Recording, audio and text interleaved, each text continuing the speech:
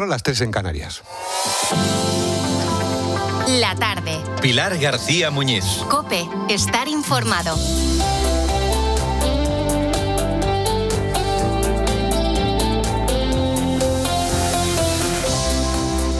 Creo que Carles Puigdemont está buscando el bañador. El prófugo puede empezar a mirar qué tiempo hace en Girona, comprobar la temperatura del Mediterráneo, que ya os adelanto que está a 29 grados, y pensar incluso en qué terraza va a sentarse a tomar un tinto de verano. Pero yo que él no compraría todavía el billete.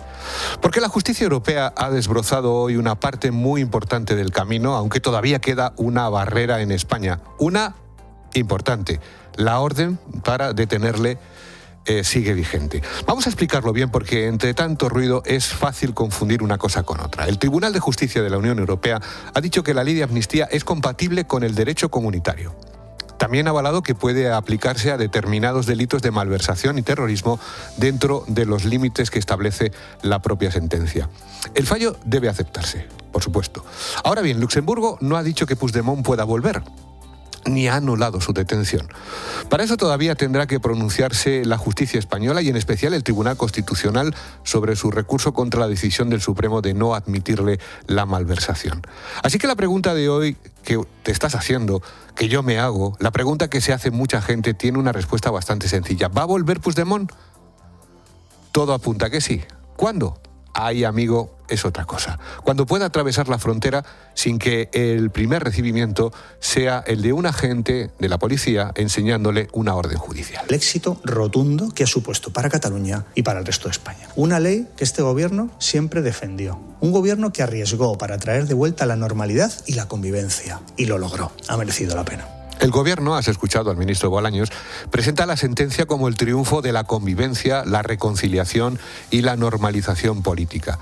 Y ojalá fuera así de sencillo, porque los dirigentes independentistas no dicen que el conflicto haya terminado, ni siquiera suavizado, dicen exactamente lo contrario. Si alguien piensa que a partir de esto el conflicto político entre Cataluña y España ha terminado y ahora solo queda pasar página, está muy equivocado.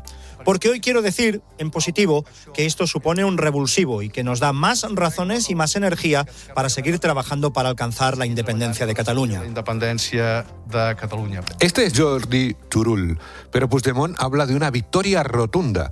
Asegura en X que todavía debe terminar lo que llama la represión española, porque la amnistía es europea. Ahí está de nuevo la contradicción. El gobierno vuelve a hablar solo.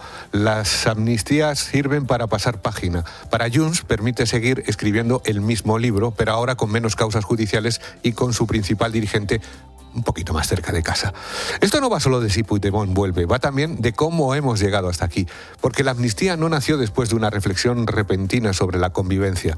Llegó tras las elecciones, cuando Pedro Sánchez necesitaba los votos de Junts para ser investido, y Junts puso esta ley encima de la mesa.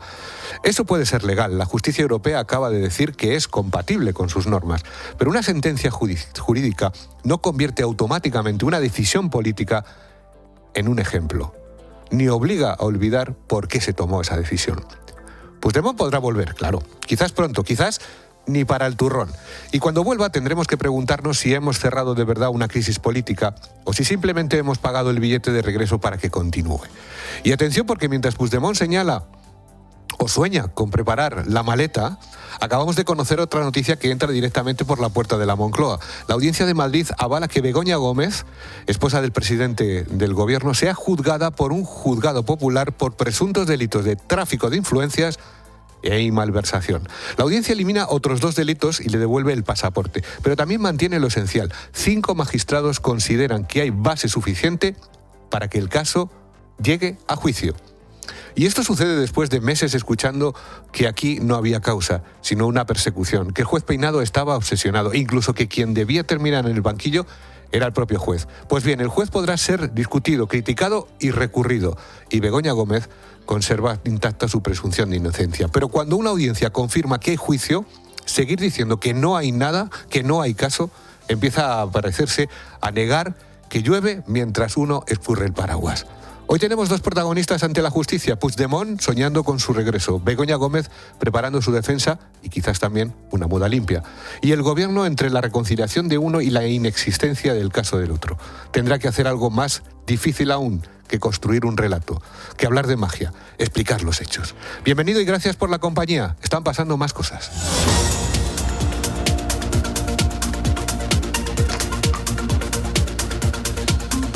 Entre ellas, la Moncloa reitera la inocencia de Begoña Gómez y califica de política la decisión de la Audiencia Provincial de Madrid de sentar en el banquillo ante un jurado popular. La instancia judicial regional mantiene contra la mujer de Pedro Sánchez los delitos de tráfico de influencias y de malversación de caudales públicos. El ministro Óscar Puente defiende que la investigación persigue a la familia del presidente del Gobierno, Ricardo Rodríguez. Begoña Gómez es inocente, así salen al paso tanto la Moncloa como Ferraz de la Audiencia Provincial de Madrid. Es una causa política, reiteran, cuya única motivación es el acoso y la persecución a la mujer del presidente. Mucho ruido, añade la cúpula del PSOE, y ninguna prueba. A partir de ahí victimizan a la esposa de Pedro Sánchez para declararse convencidos de que la justicia demostrará que las acusaciones carecen de fundamento. En el núcleo duro sostienen que la investigación a Begoña, así como la reciente condena a David Sánchez aún por encajar, se producen por su condición de familiares del presidente. ¿Os imagináis que a Ana Botella o a Viri Fernández la hubiesen sentado en el banquillo en un juicio conjurado? La ironía la ha lanzado el ministro Óscar Puente, aludiendo a las esposas de José María Aznar y de Mariano Rajoy. Al más alto nivel socialista insinúan que la resolución de la Audiencia Provincial ha buscado eclipsar el aval del TJUE a la ley de amnistía. Gracias, Ricardo. El incendio que se ha originado en Orés, en Zaragoza, ha quemado ya 4.500 hectáreas. Varios medios de diferentes comunidades autónomas, además de la UME, trabajan en la zona mientras se siguen desalojando municipios. Ya hay 5 localidades evacuadas. Nos vamos hasta Zaragoza. Ana Abad.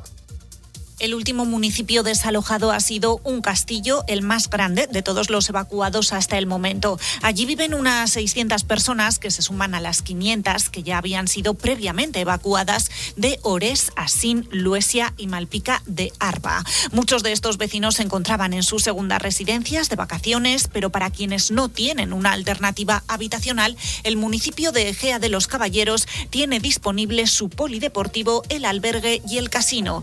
Mientras, sobre el terreno se va comprobando que no quede ninguna persona aislada. El delegado del Gobierno en Aragón, Fernando Beltrán. Hoy también por la tarde va a hacer otro vuelo para seguir verificando las zonas que han quedado ya sin población, por si acaso hubiera alguna persona ahí que fuera susceptible de rescatar. A las 8 de esta tarde se volverá a reunir el Centro de Coordinación de Emergencias.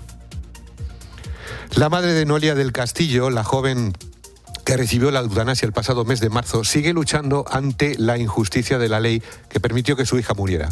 Ha denunciado ante la Fiscalía Provincial de Tarragona a los hombres que la violaron. Una denuncia en la que se aportan extractos del diario de Noelia. Siento que mi hija quería que algún día se supiera toda la verdad. Por eso he decidido ir a Fiscalía, porque no puedo quedarme de brazos cruzados. A mi hija ya no me la van a devolver, pero tampoco quiero que todo esto quede en el olvido. Lo hago por ella. Y también por otras chicas que les ha pasado lo mismo y ellas no denuncian. Y la presidenta de la Junta de Extremadura, María Guardiola, ha pedido al Gobierno que revierta el cierre de la central de Almaraz porque se ha quedado sin excusas. Y en los deportes, el aire de Nueva York complica el primer entrenamiento de España para preparar la final del Mundial. Luis Munilla. Final del domingo a las 9, España-Argentina, y en menos de una hora es el primer entrenamiento de la selección en Nueva Jersey, marcado por el aire que llega de los incendios en Canadá, Miguel Ángel Díaz. Sí, el humo de esos 100 incendios forestales en Canadá mantiene la calidad del aire en niveles insalubres. Aquí en Nueva York, las autoridades incluso han alertado sobre riesgos para la salud y distribuyen mascarillas. Ahora mismo el color del cielo es plomizo y hay una densa niebla. Pese a todo, en menos de una hora, a las 5, la selección española se va a entrenar aquí en Nueva York. Hay previstas 3 sesiones, todos a disposición de Luis de la Fuente. España y Argentina solo se han visto las caras una vez en partido oficial. En el Mundial de Inglaterra 66 ganaron los albicelestes 2-1, marcó Pirri. Vamos al Tour de Francia, situamos cómo marcha la 12ª etapa, Erifrade. Los equipos de los velocistas no quieren dejar ni el más mínimo margen a la sorpresa, y en esta etapa, que puede ser la última o quizá la penúltima al sprint, a la que le restan 60 kilómetros, llevan la fuga de 4 ciclistas. El italiano Caruso y los franceses Beistroffer, Costui y Berger, aunque esta fuga ya se acaba de partir a tan solo 48 segundos. El final de etapa, como siempre, desde ya en COPE+ y en la aplicación Tiempo de Juego. Y además ha comenzado el Abierto Británico de golf. Jon Rahm está ahora mismo al par del campo, a 4 golpes del líder, que es el coreano Sun Jae-im. Gracias, Luis. Continúas en la tarde de COPE.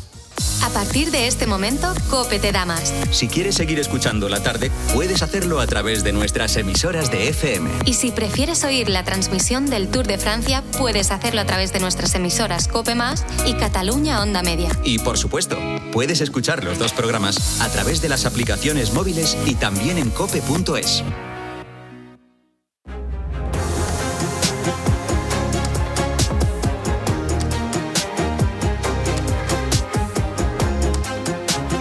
La tarde. Pilar García Muñiz. COPE. Estar informado.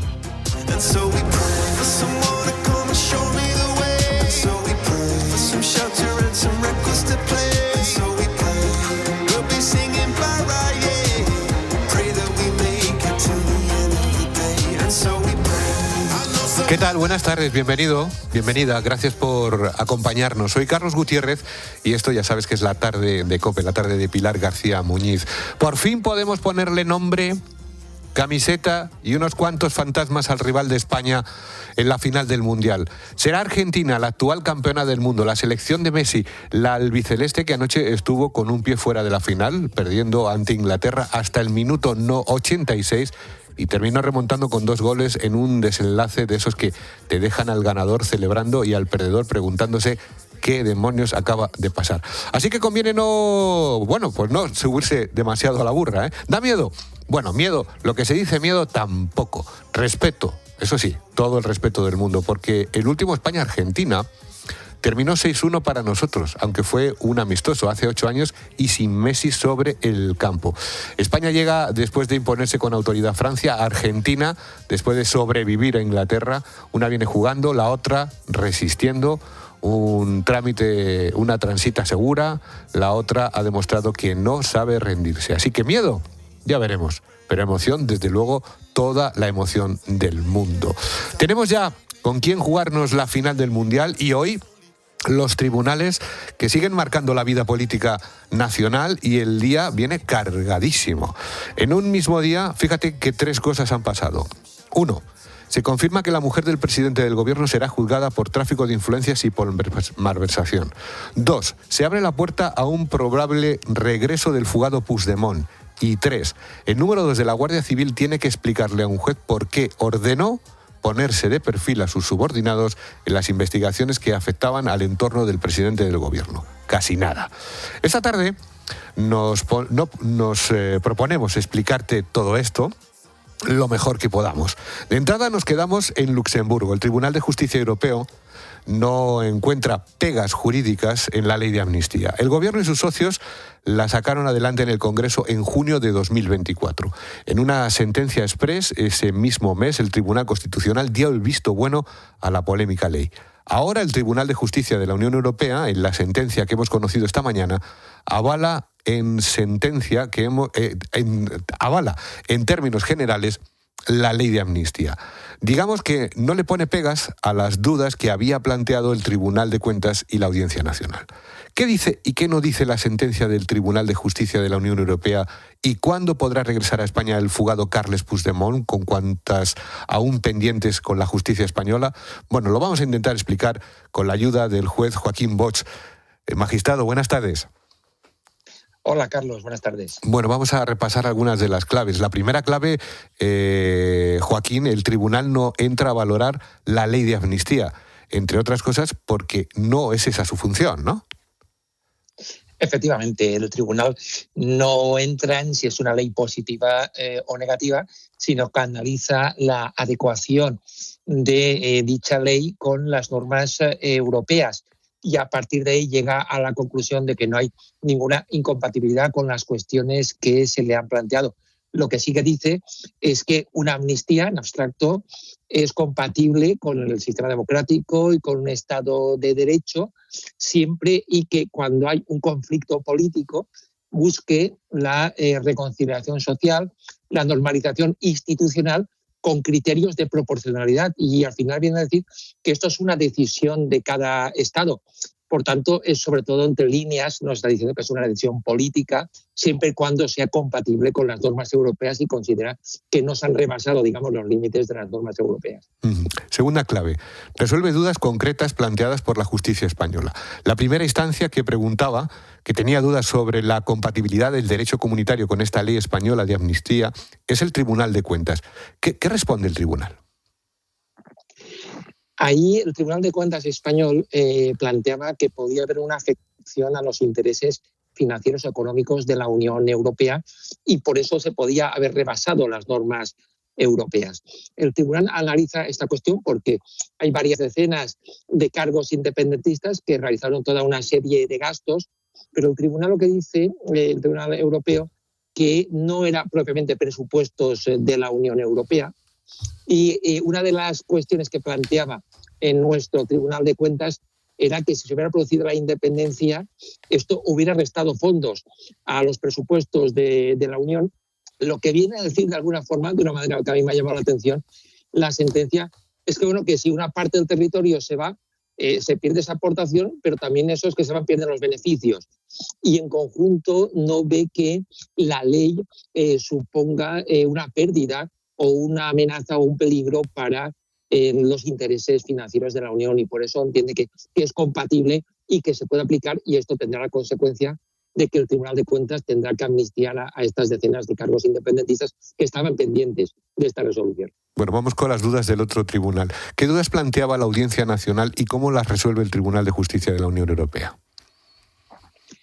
La Audiencia Nacional instruía un caso sobre los llamados CDR, que estaban investigados por delitos de terrorismo, y lo que planteaba es que aplicar el perdón aquí, amnistiarles, podía colisionar con la Directiva Europea sobre Terrorismo, que marca unas obligaciones a todos los Estados europeos de persecución efectiva del terrorismo.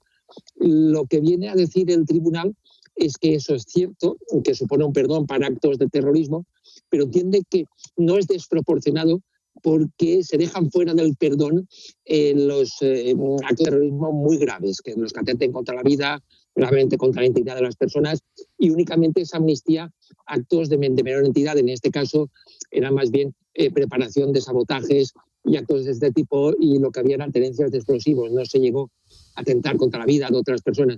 Entonces el tribunal entiende que esto por sí mismo no vulnera la directiva europea y que en los términos de una amnistía resulta un perdón que sería proporcional.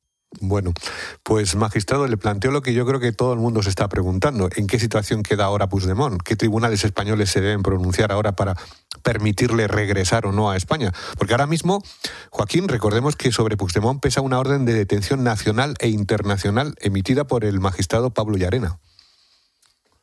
Lo cierto es que de Puigdemont ninguna de las dos sentencias dice nada y todo el mundo está pendiente, claro, porque aunque no lo nombre directamente, claro, sí que tiene un efecto indirecto, ¿no? El efecto no es directo, pero indirectamente sí que va a tener efectos muy importantes, porque si la justicia europea hubiera dicho que la ley de amnistía española es contraria a las normas de la Unión, esto hubiera dificultado bastante el retorno de Puigdemont.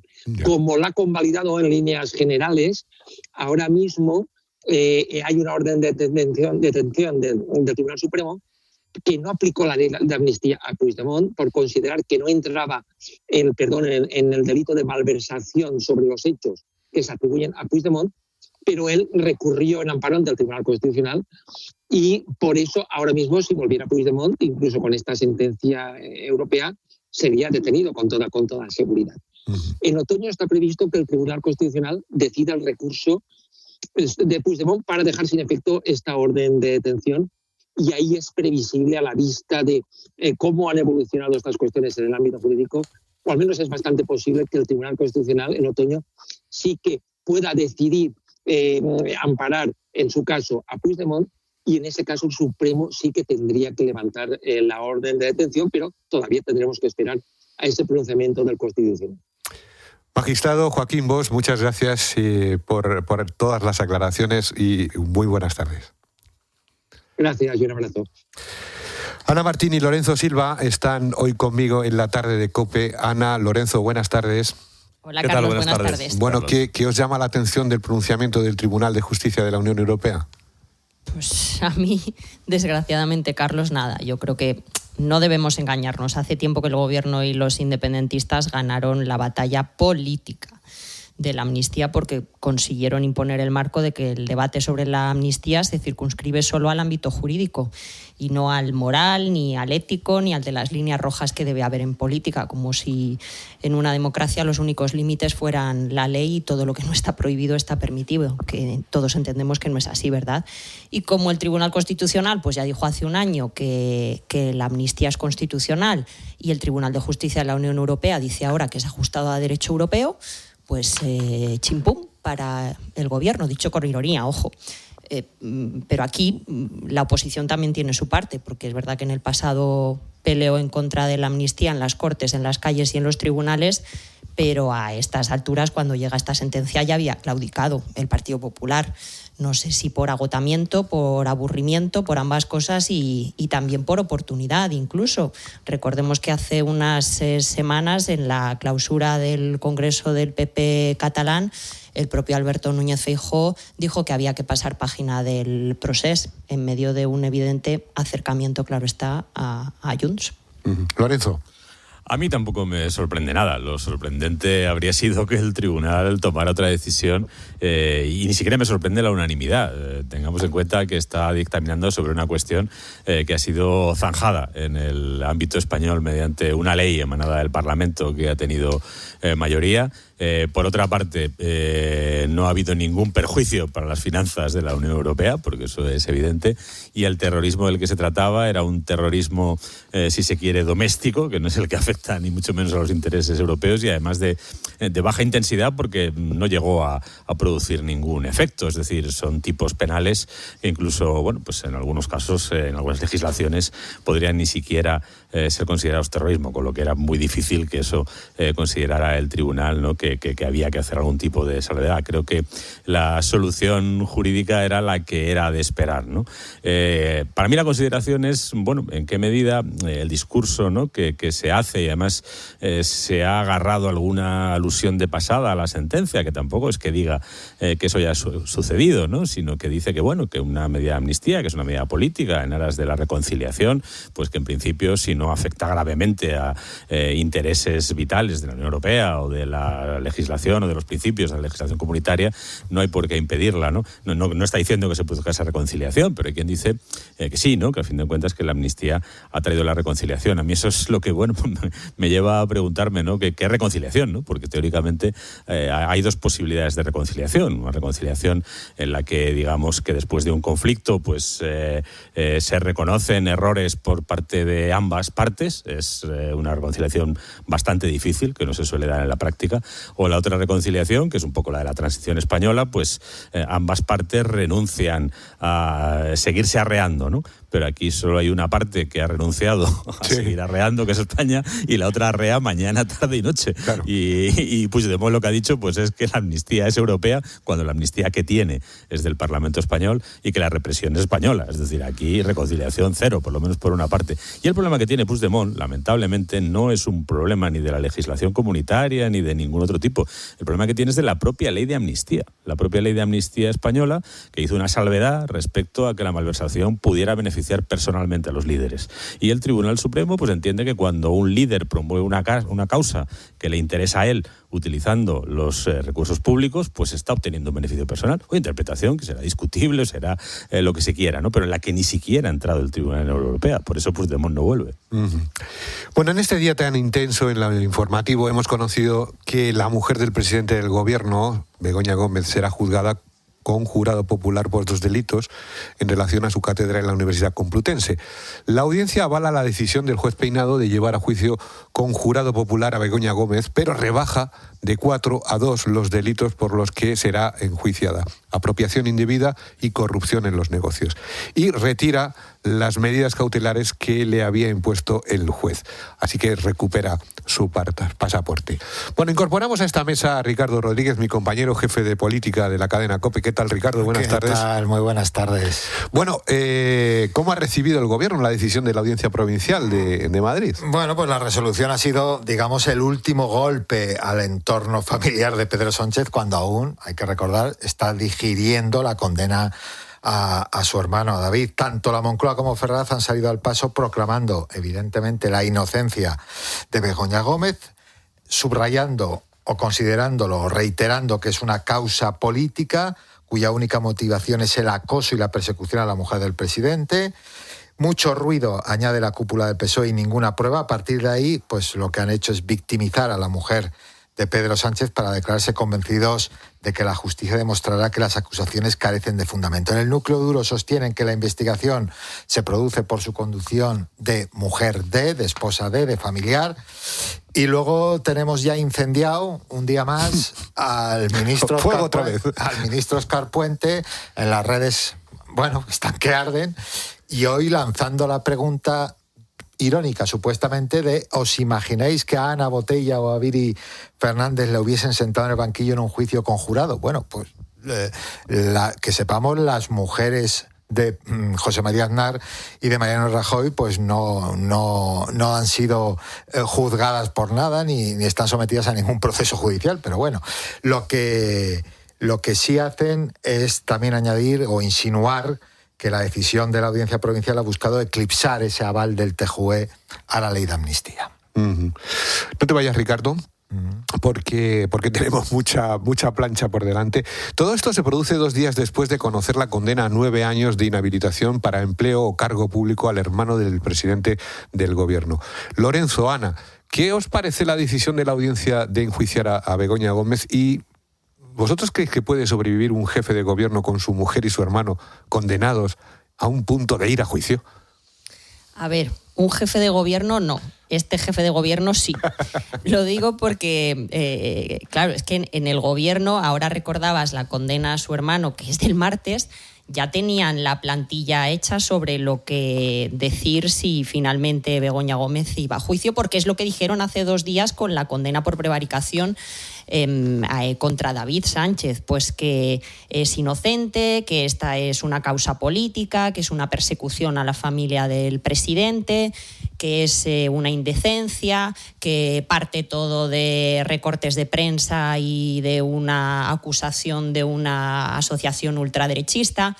Y de ahí no le sacas. Y como en todo se pusieron la venda antes de la herida, pues claro que a él va a sonar muy feo, pero es que a él le resbala a efectos prácticos que haya sido su hermano condenado, sobre lo que, por cierto, no se ha pronunciado ni piensa hacerlo en el corto plazo, me refiero al presidente de gobierno, o que su mujer vaya a juicio, se va a quedar donde está. Bueno, ya ahí lo tenemos también hoy. Hoy ha declarado como imputado el DAO de la Guardia Civil en el caso Leire y no pasa nada. Mañana lo hace como imputada en la misma causa la directora general de la Guardia Civil y no pasa nada. Si es que no pasa nada. Lorenzo, ¿tú crees que está la cosa como para seguir sobreviviendo? Sí, bueno, empezado por la pregunta segunda que hiciste, desde luego es que es muy fácil responder que sí que se puede, pero no solo sino que una vez que un presidente acredita que se puede, cualquiera en el futuro podrá seguir. Es decir, algo hay en nuestra arquitectura institucional, entre otras cosas en nuestro sistema de partidos, ¿no? que son los que en otros lugares, cuando se producen situaciones, precipitan la propia salida de su propio líder, ¿no? la salida de su propio líder, pues algo no funciona. Y si no funciona es un fallo sistémico del que una persona en este momento pues está extrayendo una estrategia que está sosteniendo, pero que cualquiera la va a poder sostener igualmente en el futuro. A mí me ha interesado analizar la resolución de la audiencia, ¿no? Porque creo que eran bastante conscientes los magistrados que han firmado esta resolución de que iban a ser examinados, de que en todo caso iban a ser acusados de lawfare y de persecución y demás. Y se nota en el trabajo que han hecho, ¿eh? El trabajo que han hecho es un trabajo jurídicamente bastante preciso y bastante quirúrgico. Los 2 tipos por los que han salvado la imputación, el tráfico de influencias y la malversación los han afinado mucho. Es decir, han salido al paso de todas las objeciones que ponía la defensa, ¿no? Del tipo, es que no gano nada. Hombre, tú puedes no ganar nada, pero si estás teniendo una proyección que te revaloriza como profesional en el mercado, claro que estás ganando algo. O respecto del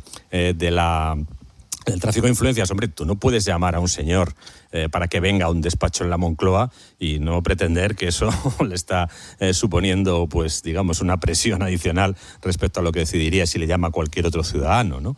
De hecho, no sé si cualquier otro... No sé si cualquier otro ciudadano iría a su casa, de hecho, a tener la reunión, ¿no? Es decir, que todo esto es muy razonable, y también es razonable porque ha descartado los otros dos delitos. Ha hecho un análisis técnico, es decir, la apropiación indebida no cabe respecto de un bien inmaterial. No se puede ensanchar un tipo penal más allá de lo que el propio tipo prevé. Y la corrupción requiere una retribución, una contraprestación efectiva y concreta que se haya dado, y no una simple expectativa. Por tanto, ha corregido, refinando, pues algunas cosas en las que ha peinado, pues no es muy fino, ¿no? No es que sea el juez instructor más fino del país, y lo ha hecho técnicamente, e igual ha hecho con las medidas cautelares. Es decir, con independencia de que el juez pudiera tener alguna razón y hay algún precedente de que alguien se ha fugado con escoltas, hombre, según un juicio de verosimilitud y de aparición o presencia de indicios concretos, la posibilidad de que se diera a la fuga esta persona, pues será bastante difícil de afirmar. Y claro, para una medida cautelar que restringe gravemente un derecho fundamental hay que tener un poquito más de fundamento. A mí la resolución, de verdad, desde el punto de vista jurídico, me parece bastante trabajada, bastante cuidada y bastante final. Y una última consideración, lo de siempre del jurado. Es que esa presunción de que es peor que te juzgue un jurado, bueno, no lo sé. Si hemos de asumir que todos los jueces están alineados contra el gobierno, pues seguramente hay más posibilidades entre unos ciudadanos cualesquiera. Y por otra parte, los jurados tienen una cierta presión para condenar. Yo vuelvo a recordar, lo hice el otro día, cuando un jurado popular tuvo la oportunidad de de castigar penalmente a un presidente de una comunidad autónoma, como fue Francisco Camps. El resultado fue que no se pusieron de acuerdo y lo absolvieron. Bueno, quiero volver un momento sobre Cataluña y esa decisión del Tribunal de Justicia de la Unión Europea que avala la ley de amnistía y allana el camino para un regreso de Puigdemont, porque la pregunta es ¿y ahora qué? Bueno, pues este es el estado de la cuestión. Por un lado, el gobierno, los independentistas catalanes, sus socios parlamentarios y el gobierno catalán que preside Salvador Illa piden que termine de aplicarse la amnistía, que los tribunales españoles muevan ficha y que el fugado Puigdemont regrese de inmediato. El gobierno reconoce que una parte importante de la población rechazó la ley de amnistía, pero esa opinión, según el Ejecutivo, ha cambiado. Félix Bolaños es el ministro de Justicia. Somos conscientes que no contó con el apoyo unánime de los partidos políticos representados en el Congreso. También que hubo buena parte de la sociedad española que la vio con cierta suspicacia e incluso que la rechazó frontalmente. Pero tengo la convicción de que una vez vistos sus efectos, hoy nadie, ni sus críticos más acérrimos, querría renunciar a sus frutos. Para los independentistas ya no hay excusas para cumplir la ley en su totalidad. Oriol Junqueras es el líder de Esquerra. Y después de la sentencia del máximo tribunal europeo, ya no hay excusas. La ley debe aplicarse, los derechos deben restituirse y los exiliados deben poder volver. Es urgente que, casi 10 años después, el Estado español cierre definitivamente este capítulo.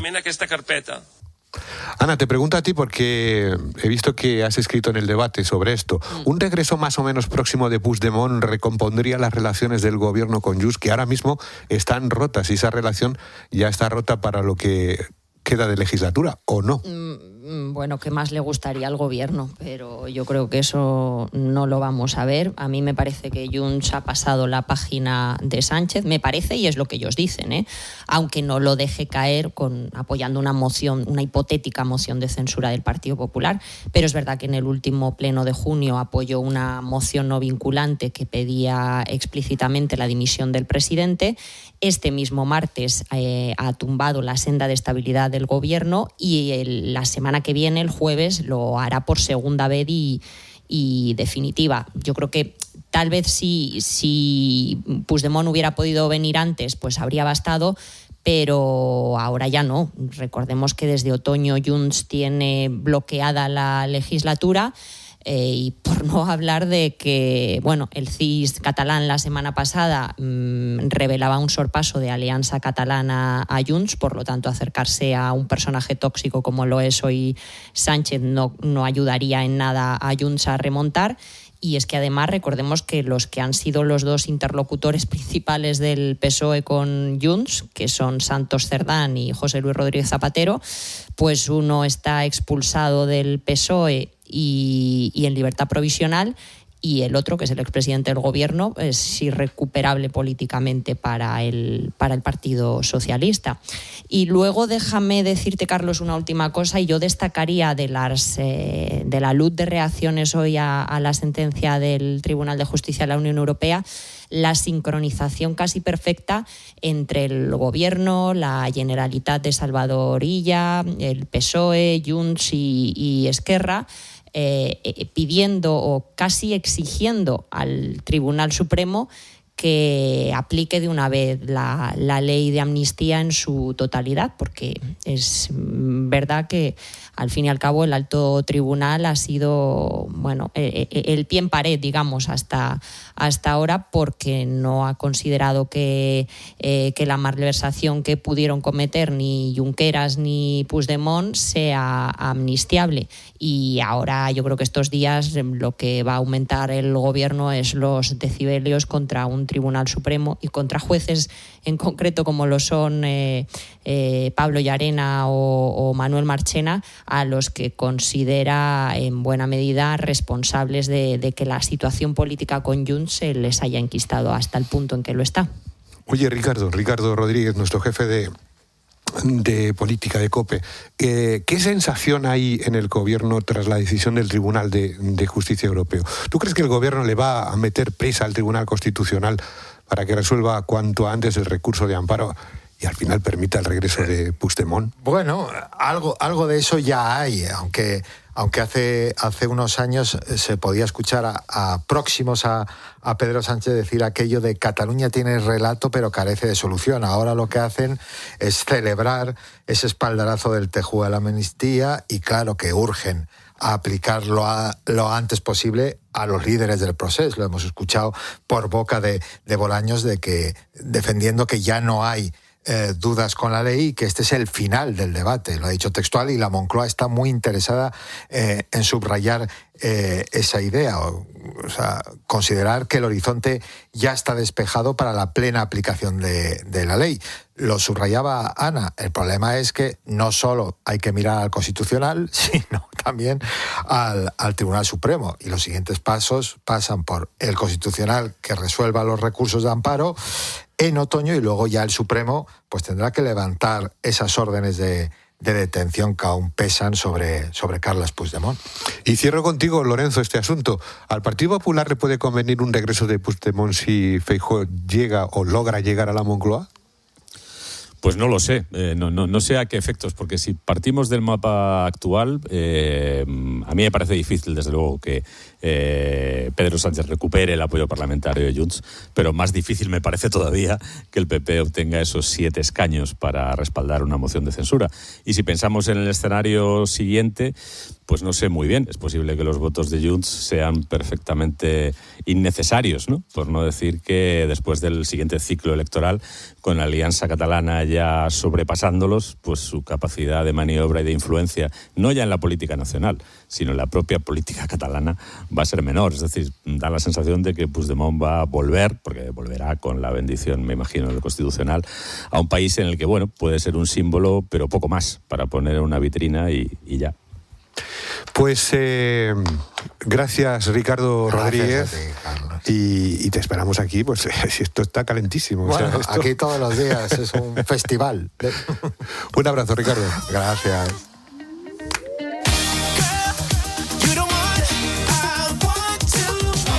$34.000. $34.000. Bueno, pues esa es la cantidad que están pagando algunos aficionados para ver la final este domingo. $34.000. Y dirás tú, claro, Carlos, esas son las super VIPs para estar a pie de campo. Pues no te equivoques. Las entradas más baratas en este momento no bajan de los 8.000 euros. Jara Muñoz, muy buenas tardes. Muy buenas tardes, Carlos. Qué barbaridad, ¿no? Una auténtica barbaridad. No te lo estabas creyendo, pero eso es solo es la entrada, ¿eh? Porque si además te montas el viaje completo desde España, el vuelo, el hotel y todo lo demás, vamos, la media se te va a los 18.000 euros por lo menos por persona, ¿eh? 18.000 euros para ver un partido de fútbol. Sí. ¿Cómo lo oyes, Carlos? Hay gente que no lo gana en un año. Totalmente, eso es lo que he pensado yo cuando veía estos datos. Porque aunque hay quien se ha buscado un poco la vida y ha encontrado ese paquete de última hora, ¿sabes? Con un vuelo charter, traslado al estadio y una entrada por 8.900. Eso sí, esto sin hotel, porque vas, ves el partido y luego de vuelta para casa. Ida y vuelta en el día por el precio por el que te compras un coche. Bueno. Es que es muy fuerte, Carlos. Pues nada, de gastar dinero es de lo que estamos preguntando hoy. Bueno, qué gustazo, qué placer, qué capricho te has dado que te ha costado un ojo de la cara. Eso es lo que queremos que nos cuentes esta tarde. ¿Eh? Qué gustazo, dices, ese capricho, es que, mira, me costó una pasta. Vale, pero me lo di. ¿Eh? Eso es lo que preguntamos hoy. Nos puedes mandar tu mensaje de voz al 607 15 06 02.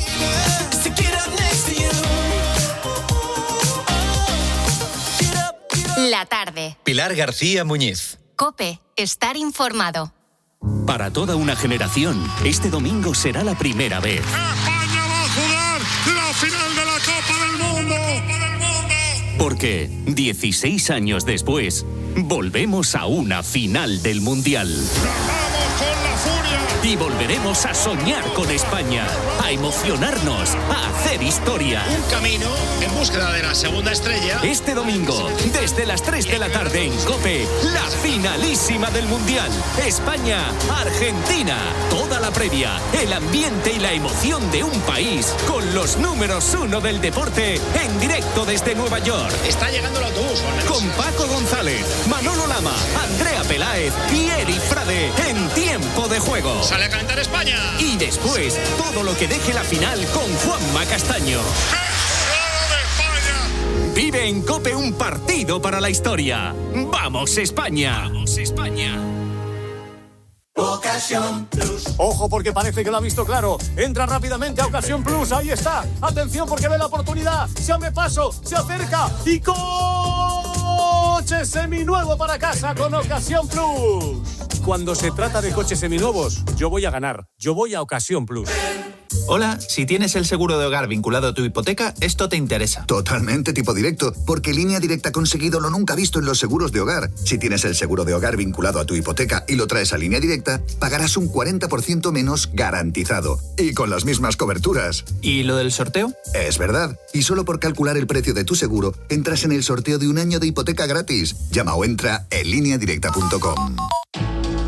En Gandía, Valencia, hay alguien que está de enhorabuena forever. Y es que este viernes 10 de julio, Eurojackpot de la 11 entregó un premio de más de 535.773 euros. Así que le podéis felicitar forever lo que dura el premio. Y si quieres que a ti también lo bueno te dure forever, juega Eurojackpot de la 11. Cada martes y viernes por solo 2 euros, botes de hasta 120 millones. Eurojackpot de la 11. Millonario forever. 11. Bien jugado. Juega responsablemente y solo si eres mayor de edad. Escuchas COPE. Y recuerda, la mejor experiencia y el mejor sonido solo los encuentras en cope.es y en la aplicación móvil. Descárgatela. Para hacer la compra bien hay que ir a Carrefour. Prueba lo más fresquito del sur con la segunda al 70 en el gazpacho Carrefour Classic 1 litro. Comprando 2, la segunda unidad te sale a 48 céntimos. Y eso es un superprecio. Hasta el 27 de julio. Discutieron. La situación se descontroló y disparó a su amigo. Caso cerrado. Salvo que la autopsia dictaminó que la víctima había muerto ahogada. Un crimen no se resuelve hasta que tienes todas las piezas. Escucha la nueva temporada de ¿Por qué matamos?, el podcast de Carlas Porta, ya en Audible. Tiri, tiri, tiri. Escuchas COPE para estar informado. Y contratas el nuevo seguro de hogar de Línea Directa, que está muy, muy bien, para poner tu casa en modo fácil. Fácil de entender que te cubre y que no. Fácil y rápido en el servicio y fácil porque te quedas satisfecho. Ahora con pago mensual, cámbiate y te mejoramos el precio directamente. Llama al 917-700-700 o entra en lineadirecta.com. La gran feria del vehículo de ocasión ya está en HR Motor. Del 7 al 20 de julio consigue hasta 30% de descuento en tu próximo coche. Y participa en la porra mundialista de HR Motor y gana camisetas de la selección española y muchos premios. Más información en hrmotor.com. Te esperamos. Los fines de semana en la radio. A ver, dice Gil Manzano, lo va a explicar. El deporte con Paco González, Manolo Lama y el mejor equipo de la radio deportiva. Ha pitado penalti. Los fines de semana todo pasa en tiempo de juego. Todo pasa en COPE.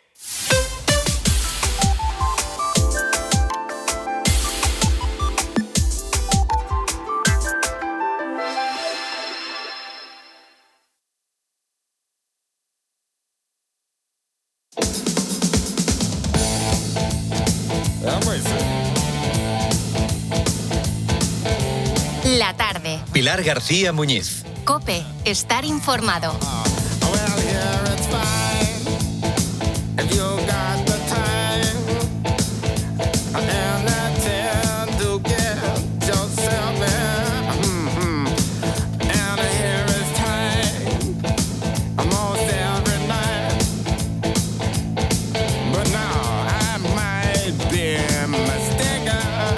Sacarse el carnet de conducir se ha convertido en una auténtica odisea para miles de personas en España. La falta de examinadores en las jefaturas provinciales de tráfico está provocando larguísimas listas de espera que impiden a muchos aspirantes obtener su permiso de conducir. A día de hoy, solo en Andalucía, se han registrado 82.000 alumnos pendientes de realizar el examen práctico de circulación. 82.000.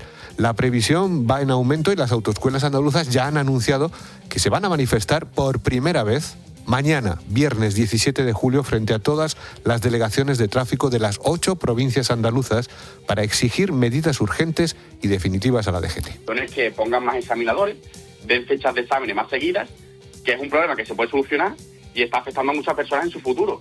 A mí, por ejemplo, no puedo presentarme en plazas que están saliendo ahora. Y que no es normal de un carnet de moto te lleve casi un año para sacártelos. Un carnet de moto casi un año para sacártelo. Bueno, has escuchado el caso de Rubén Albendín. Él, como el resto de personas, están en una lista de espera porque no pueden sacarse el carnet de conducir. Para él sacarse el carnet de moto, el A2, no es un capricho, sino un requisito obligatorio para poder presentarse a las oposiciones de policía local. Así que ya no solo hablamos de un capricho. Sin embargo, la situación actual le impide avanzar en su objetivo profesional. Se enfrenta a meses de espera solo para conseguir la fecha de examen. Aprobé circuito cerrado a la primera, ¿vale? Y pues después hay que esperar una autorización de unos 20 días para poder empezar las prácticas de circulación. Una vez te dan esa autorización, tú empiezas la práctica de circulación y ya pues te dan fecha para examen pues en unos 2 meses o así. Bueno, pues la experiencia de Rubén está claro que es un ejemplo del problema.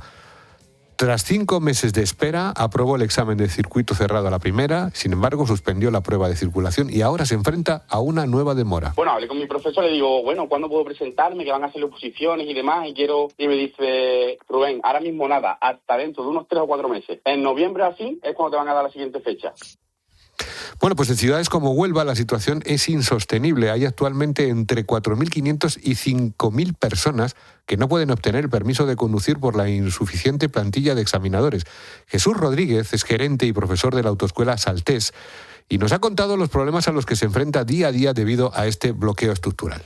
Nos afecta bastante mal económicamente porque yo soy una empresa privada. Al ser una empresa privada, cuenta que yo tengo que comprar un coche, gasoil, profesores, seguridad social, sueldos. Y ahora el alumno no da clase. Lógicamente, ¿por qué no da clase? Pues porque si no me puedo examinar, ¿para qué voy a dar clase? Si es que no me puedo examinar hasta dentro de 3 meses. Pero yo tengo que seguir pagando la letra del coche. Yo tengo que seguir pagando la seguridad social de mi empleado. Bueno, pues esta situación, como puedes imaginar, no solo perjudica a los jóvenes, sino que también perjudica a las autoescuelas.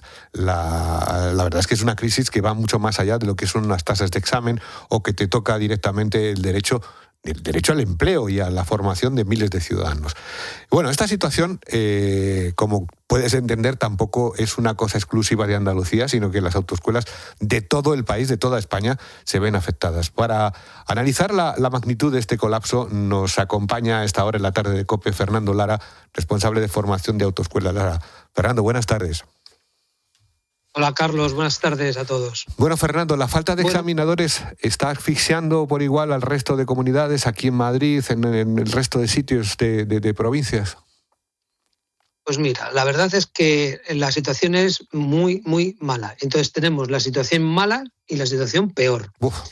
Es decir, ¿está mala o peor? Y dices, ¿y cómo es posible este? Bueno, pues el compañero de Huelva lo ha explicado muy bien.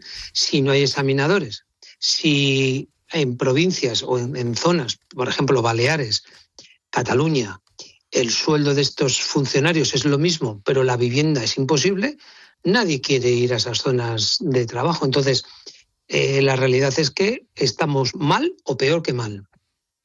Pero esto además, Fernando, no lo estamos hablando desde hace 15 días, un mes, es que llevamos así ya años. Años, sí. Mira, yo creo, Carlos, que esto es un tema que a la Administración se le explicó cuando hacemos reuniones sectoriales. La plantilla de examinadores se hizo y se montó hace 10 o 12, 15 años con una población de 40 millones. Ahora somos 50 millones. Estamos siempre con los planes de viabilidad, movilidad, venga, pin, pin y todo el mundo. Entonces, la plantilla de examinadores se va reponiendo los que se jubilan y, por ejemplo, en el caso de Madrid, ahora mismo van a entrar 120 para toda España, pero muchos ya estaban trabajando de interinos, es decir, que realmente se ganan 20 examinadores a nivel nacional. Hay ciudades de España que necesitan el doble. También voy a contar una cosa rápida. Hace 20 años o 15 años un examinador examinaba 16 alumnos por día y ahora, sin embargo, solo puede examinar 12 de coche y 7 vehículos pesados. Y lo que ha contado el alumno, pues es que lo que ha contado es así, es decir, así es. Pides el examen teórico, te dan para dentro de 1 mes y medio el examen teórico, apruebas el teórico, por ejemplo, en el permiso de moto, tienes que hacer unas maniobras de moto, la autorización administrativa, tienes que hacer las maniobras, apruebas, hay que pedir una autorización y si suspendes, claro, dices, ¿y por qué no puedo ir la semana siguiente o el siguiente ciclo? Pues hombre, porque también hay más candidatos, entonces lo que no es justo que uno vaya 3 veces y el otro nunca pueda entrar. Y lo que ha comentado el compañero Jesús es verdad, los gastos estructurales de cualquier empresa siguen adelante, pero el alumno, lo que no es de recibo y nadie lo hace y es normal, es, oiga, yo no voy a dar 40 clases ahora y me examino en noviembre, claro. Ya las daré cerca. Claro. Que eso es sentido común. Y oiga, usted da las clases, hace una fase de preparación para examinarse en unos plazos donde tengo continuidad. Es decir, el aprender a conducir requiere hacer las prácticas y examinarse. Ese es el tema. Entonces, no lo sé. Ya, te iba a preguntar, que imagino que, bueno, igual que está afectando a miles de personas que, bueno, como en casos como el que escuchábamos de Rubén, o sea, les afecta ya a su futuro profesional, lo que es al trabajo. Me imagino que a vosotros, a las autoescuelas, económicamente esto también nos afecta. Sí, mira, por ejemplo, hay mucha gente que se dedica a la oposición, mucho bombero, camionero, parque móvil, es decir, hay un montón para obtener un permiso de conducir profesional, sea camión o autobús, para incorporarse al mundo laboral, hace falta hacer un examen teórico, uno de maniobras y uno de circulación. Es decir, son 3 pruebas. Claro, como se dilata 1 mes y pico el teórico, luego las maniobras, si suspendes, examinamos, yo hablo aquí en Madrid, 1 vez al mes de maniobras, un ciclo, que le llaman un ciclo, que es repartir la falta, como tienen pocos examinadores, ponen a 2 o 3 examinadores y achican los ciclos. Entonces examinas 1 vez de maniobras. Si suspendes, otro mes. Y luego la parte práctica, que tendrás que esperar 2 meses, y si suspendes, otros 2 meses.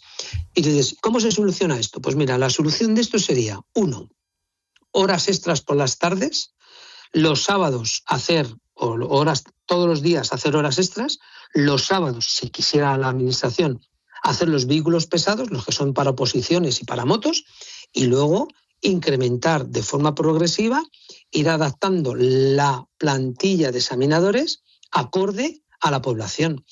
y no quiero ser agüerero, pero la próxima regularización que ha hecho el gobierno, si viene 1 millón de personas, y toda esa gente viene a trabajar, la salida profesional de un coche, una furgoneta, un camión, un autobús, que nos va a venir bien mano de obra, pero claro, las autoescuelas, si el problema de la autoescuela es que tenemos hecha la inversión en coches, la inversión en locales, la inversión en profesores, la inversión en todo, pero claro, yo puedo tener 50 coches, pero si no puedo examinar, el alumno no quiere dar clase, no sirve. No te sirven para nada, efectivamente.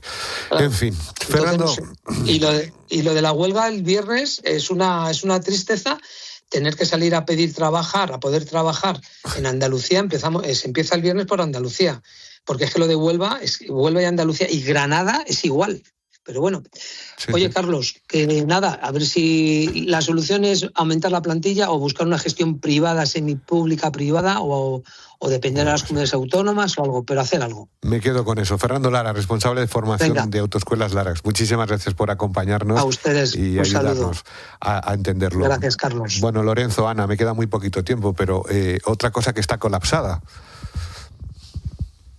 Pues sí, otro negociado que por la razón que sea no es una prioridad, ¿no? Cuando está efectivamente afectando a los derechos de muchas personas.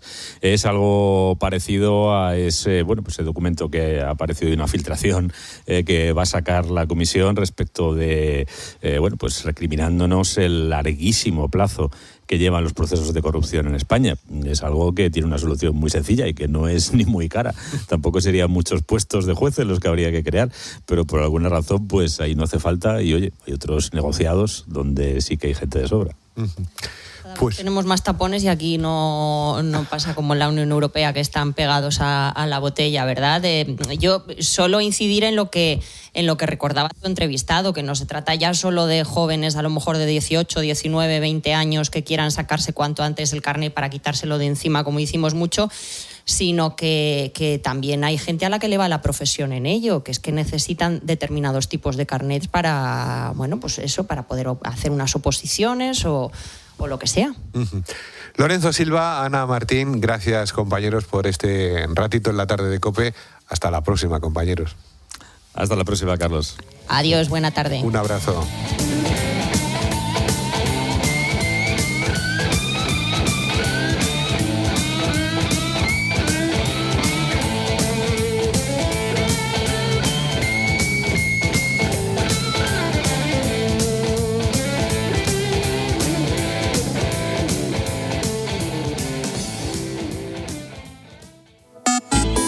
¿Quieres contarnos algo? Escríbenos. Busca La Tarde COPE en Instagram, Facebook y TikTok. O mándanos un mensaje de voz por WhatsApp al 607 15 06 02.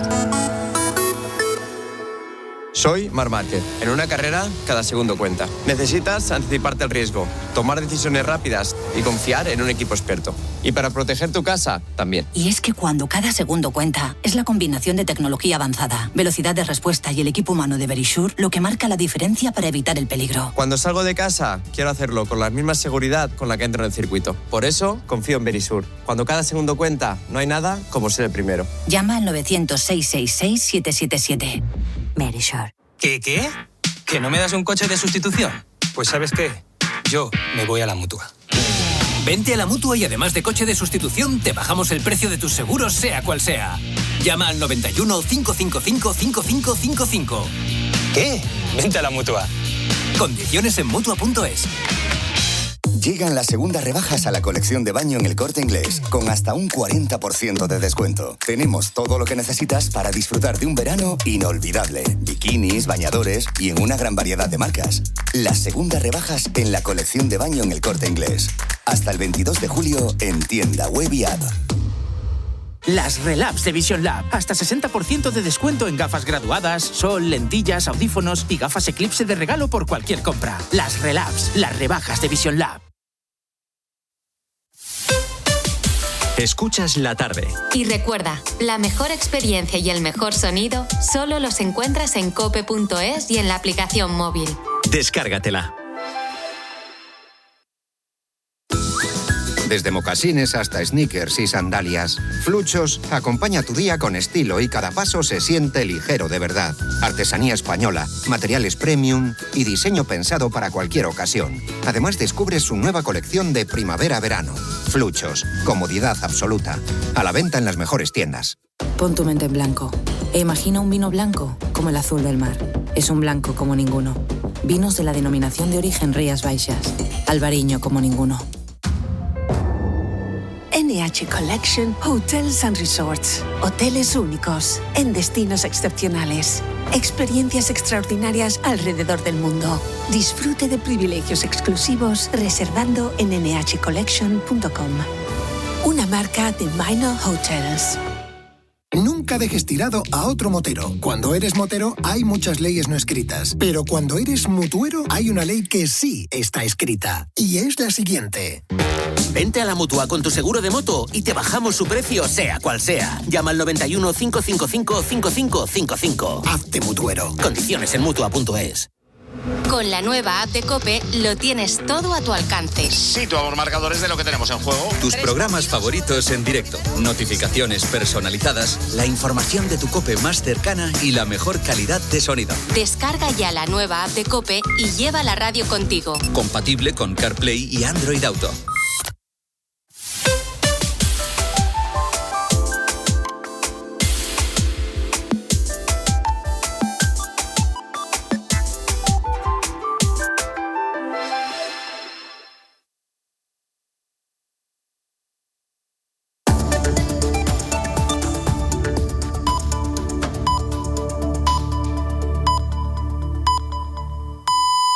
Las 5.